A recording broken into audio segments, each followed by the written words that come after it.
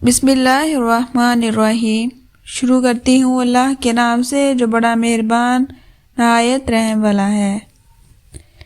بلا شبہ گناہوں سے بچنے والے لوگ باغات میں اور چشموں میں ہوں گے، جو ان کو ان کا رب دے گا وہ لینے والے ہوں گے۔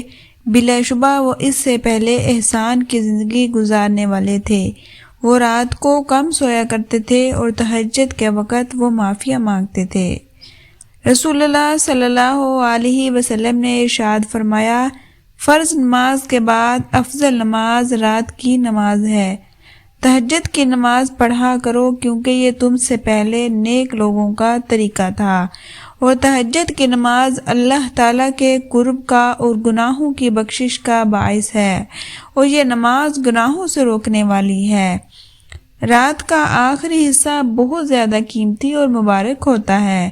اس گھڑی میں اللہ تبارک و تعالی اپنی شان کے مطابق آسمان دنیا پر تشریف لاتے ہیں، اور صدائیں عام ہوتی ہیں، ہے کوئی معافی مانگنے والا کہ میں اس کو معاف کروں، ہے کوئی رزق لینے والا کہ میں اسے رزق عطا کروں، ہے کوئی شفاعت طلب کرنے والا کہ میں اس کو شفاعت عطا کروں، ہے کوئی مانگنے والا کہ میں اس کو اس کی مانگ سے بہتر نوازوں۔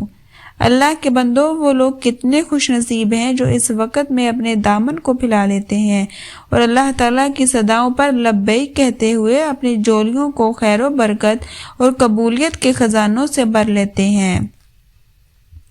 رسول اللہ صلی اللہ علیہ وسلم جب تہجد کے وقت بیدار ہوتے تو آپ صلی اللہ علیہ وسلم بڑے ہی اعلیٰ اور بڑے ہی شاندار الفاظ اور انداز میں اللہ تعالیٰ کی حمد و ثنا کرتے ہوئے اللہ تعالیٰ سے خیر کا سوال کرتے تھے۔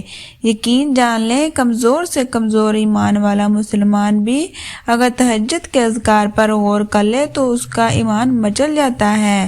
ہم نے بڑے ہی اختصار سے تہجد کے وقت کے خاص اذکار بھی جمع کر دیے ہیں، آپ بھی پڑھیں اور اللہ کی رحمتوں کے حقدار بنیں۔ جب مسلمان تہجد کے وقت بیدار ہو تو اس کو سورۃ آل عمران کا آخری رکوع پورے غور و فکر سے پڑھ لینا چاہیے۔ ایسے شخص کے لیے بہت زیادہ خیر و برکت اور کامیابی کے دروازے کھول دیے جاتے ہیں۔ جزاک اللہ۔